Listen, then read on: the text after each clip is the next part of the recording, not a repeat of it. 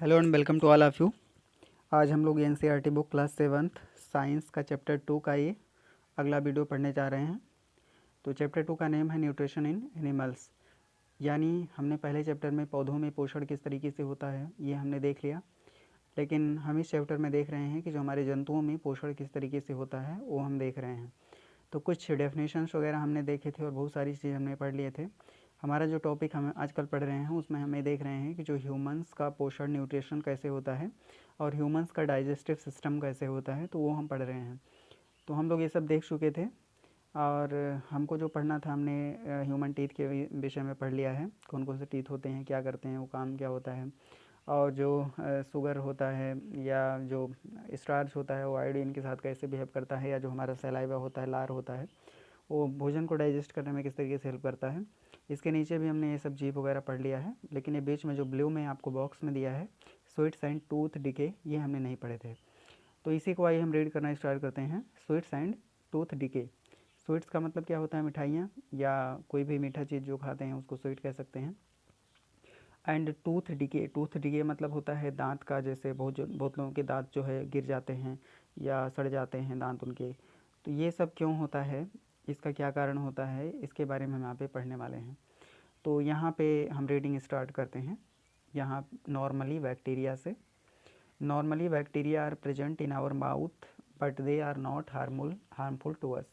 Normally हमारे मुंह में जो है बैक्टीरिया होते हैं, लेकिन वो हमारे लिए हार्मफुल नहीं होते हैं। However, if we do not clean our teeth and mouth after eating, many harmful bacteria also begin to live and grow in it. तो अगर हम क्या करते हैं, अपने दांत को अच्छी तरीके से साफ़ नहीं करते हैं, तो कुछ हानिकारक बैक्टीरिया भी हमारे दांत में जो है रहने लगते हैं और बढ़ने लगते हैं। These bacteria break down the sugars present from the leftover food and release acids. तो यहाँ पे देखिए जो बैक्टीरिया होते हैं ये हमारे मुंह में रहते हैं और ये क्या करते हैं, जैसे जब हम खाना खाते हैं, कोई मीठा चीज़ खाते हैं, तो थोड़ा बहुत हमारे दांतों में फंसा रह जाता है और ये बैक्टीरिया इसे मीठे चीज़ को खा करके एसिड प्रोड्यूस करते हैं। एसिड क्या होता है आपको चैप्टर 5 में बताया जाएगा। एसिड खट्टे पदार्थ जो होते हैं, तो खट्टे पदार्थ क्या करते हैं, दांत को जो है उसको खुरदुरा कर देते हैं, तो ये काम इनका होता है।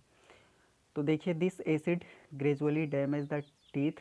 तो ये जो बैक्टीरिया के द्वारा जो एसिड बनाया जाता है ये धीरे धीरे क्या करता है, दांत को डैमेज करता है, नुकसान पहुंचाता है। This is called tooth decay. इसको हम टूथ डिके कहते हैं, यानी दांतों का क्षय।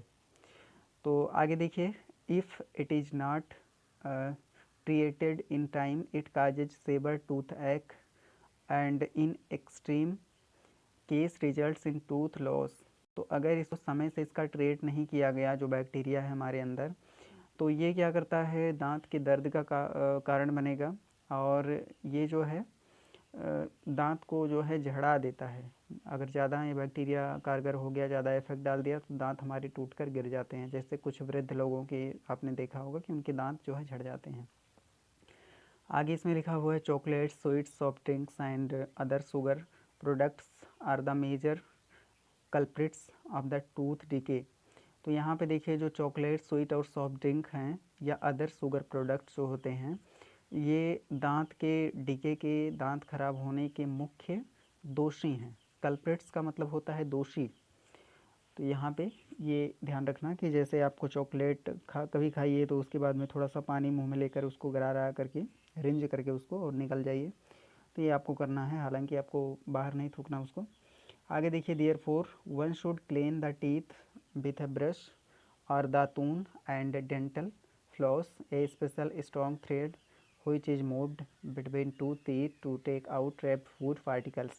तो यहाँ देखिए फ्लॉस क्या होता है, आपने देखा ब्रश या दातून से हम दांत को साफ करते हैं, साथ ही एक फ्लॉस क्या होता है, एक मजबूत धागा होता है जो कि हम दांतों के बीच में फंसे हुए जो पार्टिकल्स होते हैं निकालने के लिए यूज करते हैं। फ्लॉस याद रखना। At last twice a day, at least twice a day and rinse the mouth after every meals. तो यहाँ पे देखिए दिन में कम से कम 2 बार आप दांत को साफ़ करिए और भोजन के बाद में अपना जो मुंह है उसको अच्छी तरीके से रिंज करिए। रिंज कर मतलब कुल्ला करना, मुंह में पानी डालकर अच्छे से उसको झकझोर कर निकल जाना, या आप उसको थूक भी सकते हैं। तो ये आपको करना है खाना खाने के बाद में हमेशा। Also one should not put dirty fingers और any unwanted objects in the mouth. और किसी को भी जो डर्टी फिंगर्स यानी गंदी अंगुलियां हैं तो उसको दांत के नीचे नहीं रखना है। और कभी कभी कुछ बच्चे क्या करते हैं, जैसे पेंसिल हो गया या पेन हो गया, कोई क्वेश्चन या कुछ लिख रहे होते हैं तो तुरंत उसको मुंह में डाल लेते हैं। तो इससे जो बाहर के बैक्टीरिया हैं इनका मुंह में जाने के चांसेस रहते हैं, तो आप ऐसा कभी मत करिए। और आज के टाइम में कोविड-19 पैंडेमिक के चलते तो बिल्कुल भी ऐसा आपको नहीं करना है, सुरक्षित रहना है। तो यहाँ पे नहीं करना आपको। आगे देखिए, समटाइम्स व्हेन यू एट इन अ हरी, जब आप कभी जल्दबाजी में खाना खाते हैं। टाक आर लाफ वाइल एटिंग, जब आप भोजन खा रहे हों, बात कर रहे हों या हंस रहे हों। यू में कफ गेट हिकअप्स और चॉकिंग सेंसेशन, तो आपको जो है खांसी आ सकती है, हिचकी आ सकती है या चॉकिंग सेंसेशन आपको हो सकता है। तो इसके लिए this happens when the food particles enter the wind pipe, तो जो फूड पार्टिकल होता है वो जब विंड पाइप में एंटर कर जाता है तब ऐसे होता है। अब विंड पाइप क्या होती है, जैसे जो डाइजेशन सिस्टम होता है, उस डाइजेशन सिस्टम में आपको यहाँ थोड़ा सा हम दिखा देते हैं।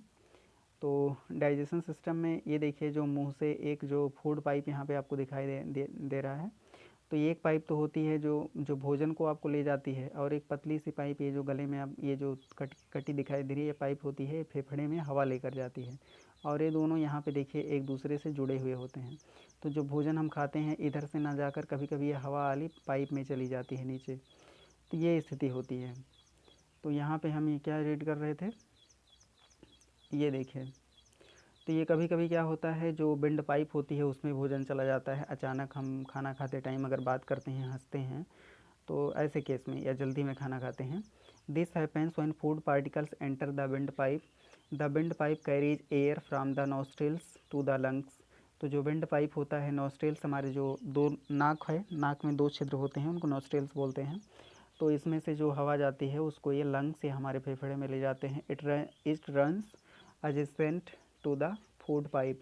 तो ये जो फूड पाइप होता है जिसमें से भोजन जाता है स्टमक में, उसके जस्ट बगल में ही ये भी रन करती है, नीचे तक जाती है। बट इनसाइड द थ्रोट, लेकिन गले में air and food share a common passage. लेकिन गले में जो हवा होता है, यानी जो हवा है और भोजन है, वो एक एक कॉमन रास्ता इनका होता है। इसमें से हवा भी जाता है, इसमें से भोजन भी जाता है। जैसे अगर आप अपनी नाक को बंद कर लेते हैं तो आप मुंह से कुछ देर हवा ले सकते हैं आसानी से, कोई दिक्कत आपको नहीं होगी। नाक आप बंद कर रखिए, मुंह से आप हवा ले सकते हैं। तो आपको क्या करना है, इसका मतलब यही है कि जो मुंह से हवा जाती है वो भी फेफड़े में जाएगी, और जो नाक से हवा जाती है वो भी फेफड़े में जाएगी। यानी मुंह का रास्ता और नाक का रास्ता दोनों एक दूसरे से मिला हुआ है। तो इसमें एक वाल्व होता है जो बंद करता है, इसको हम देखते हैं। During the act of swallowing, a flap like valve cross closes the passage of windpipe and guides the food into the food pipe। तो जब हम निकल रहे होते हैं तो एक वाल्व की तरह एक जो है स्ट्रक्चर होता है जो फूड को रोक लेता है और विंड पाइप में नहीं जाने देता है।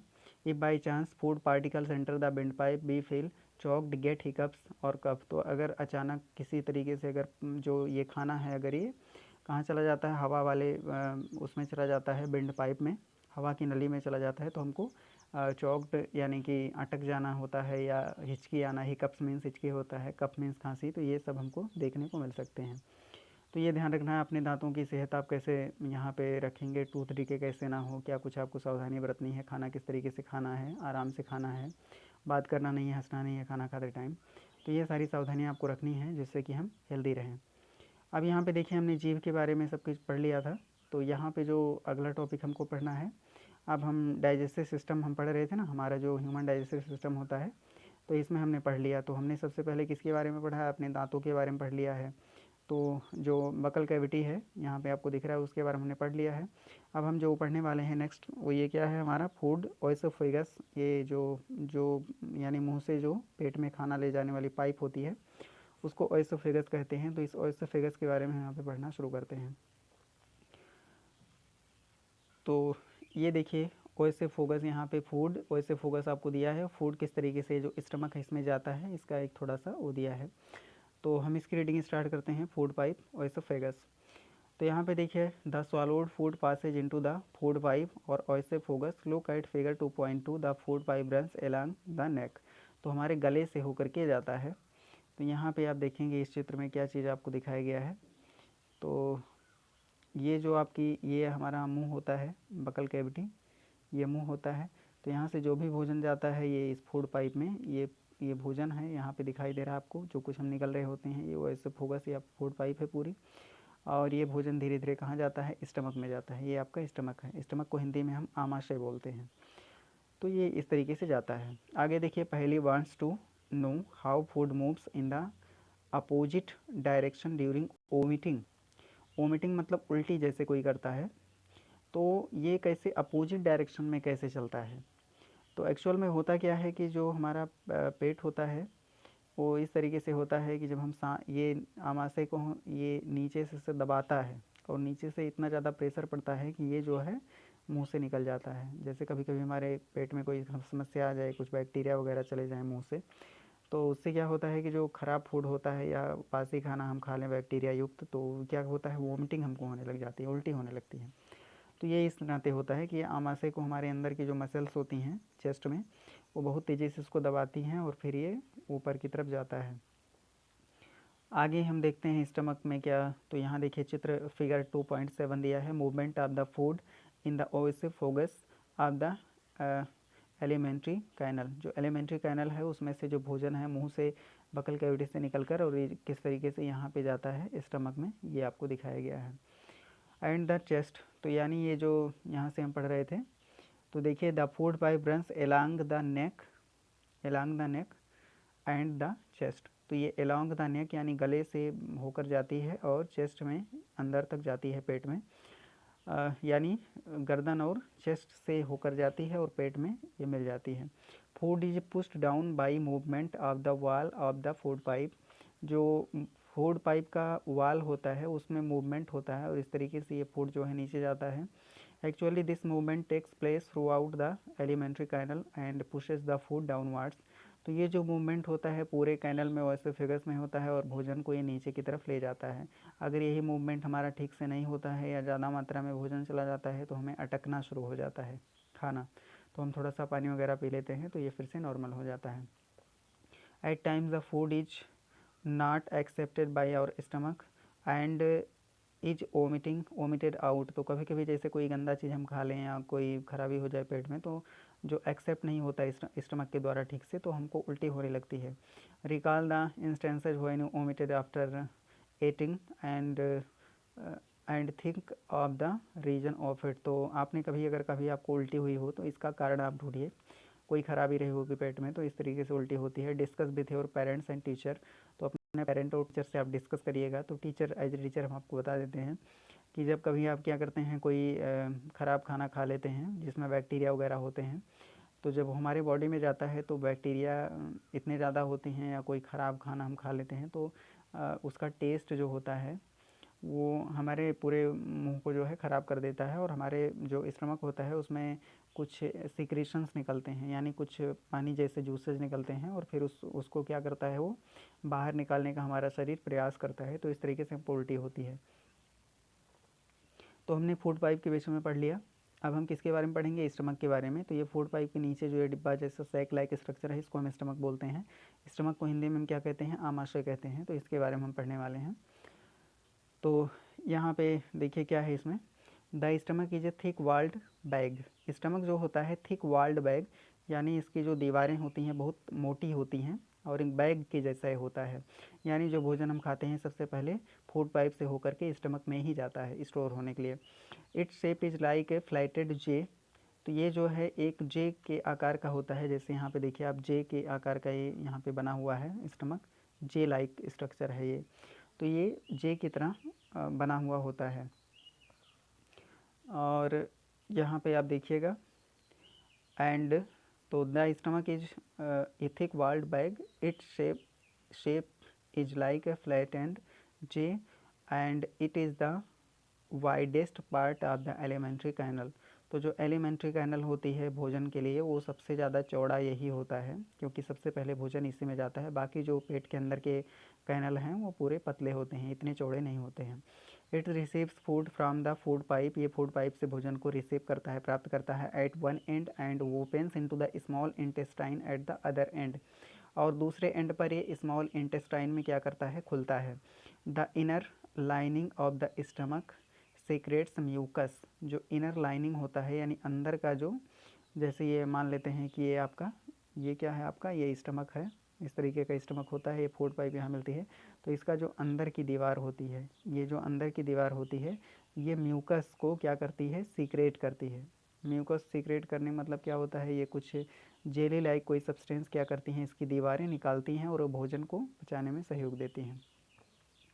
Secrets mucus hydrochloric acid and digestive juices. तो ये म्यूकस को सीक्रेट करता है, हाइड्रोक्लोरिक एसिड को सीक्रेट करता है और डाइजेस्टिव जूसेस को भी सीक्रेट करता है।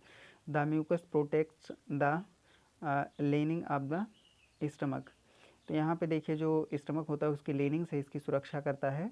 The acids kill many bacteria that enter along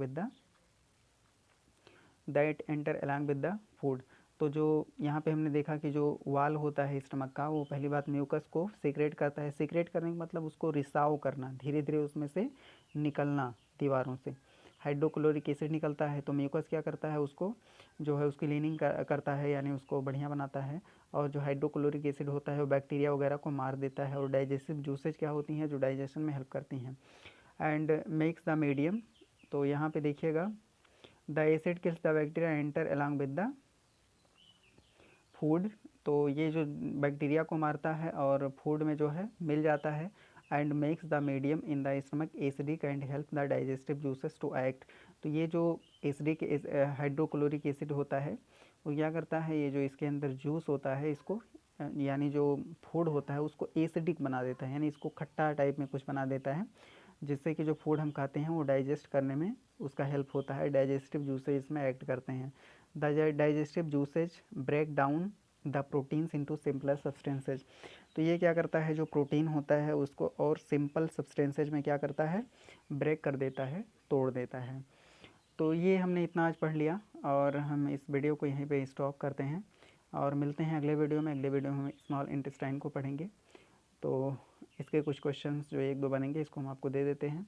आप लोग पढ़ने के साथ में जो आपको वीडियो बनाया जाए इसको देखने के बाद में आप जो कुछ अपनी कॉपी में लिखते हैं उस क्वेश्चंस को याद करते रहिए। और इसी के साथ वीडियो को एंड करते हैं। Thank you.